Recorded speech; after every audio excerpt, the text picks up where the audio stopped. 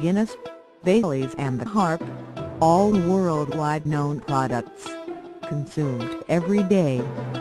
However, the majority of the consumers does not know the origin of the products. This brings us to a small country named Ireland. Despite its size, the country has a rich culture. Not only the drinks are fascinating, the history is so too. Ireland is in the possession of a rich history, full of fascinating events.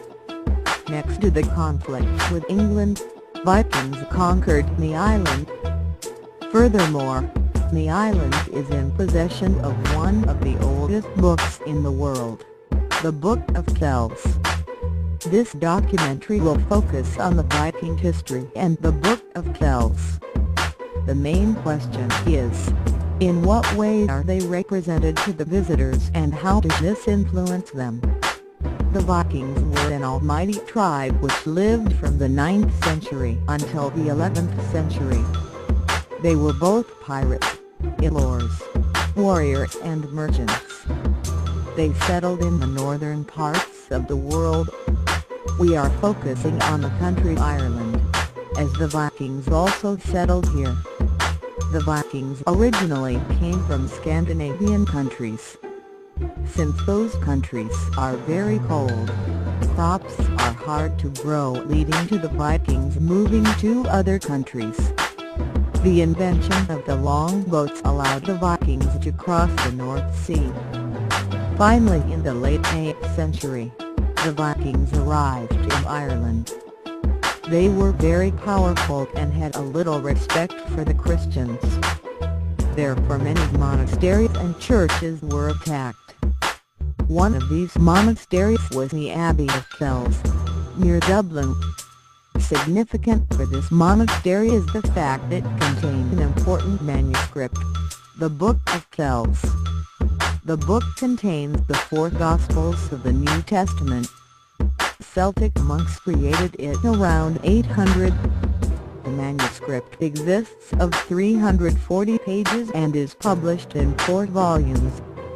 The monks in the monastery managed to protect it until 1006 when it was stolen.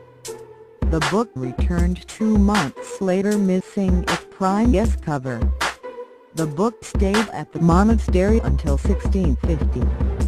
In 1661, the book was transferred to Trinity College, where it still is nowadays. As I mentioned before, the Book of Kells is presented in Trinity College since 1661. The entrance is a hall full of background information.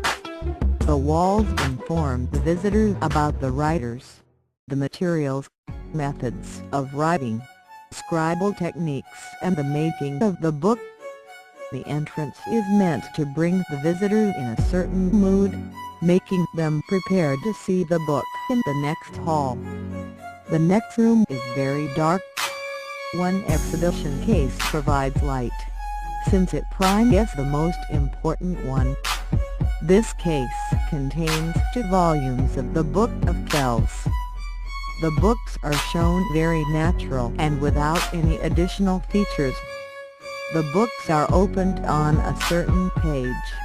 One shows a page full of text and the other shows a page full of decorations. The room without any additional features emphasizes the significance of the book, since it's the only interesting object in it. The visitors can see the book as it is, leading to a pure image. This has consequences for the visitors. Some of them might like this, because they can concentrate on the book itself. However, others might think it is boring, since there is only information and no facilities to increase the entertainment. Dublin is a museum which portrays the life of the Vikings. The museum is very big and has loads of facilities. For examples, there are workshops and tours. Moreover, the museum provides information in a visual way. There are texts and small documentaries on the walls. Furthermore, there are small quizzes on the walls. By pulling the trigger, visitors can find the answer. The visitor has to do something, which makes it more interesting.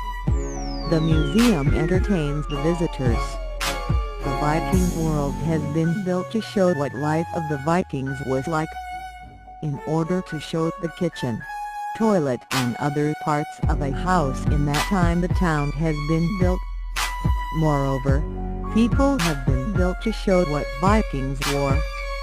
Visitors will experience Viking life because they are literally in it. The museum also has a chronological structure. The museum had 3 floors. On the first floor, information about Viking life is given.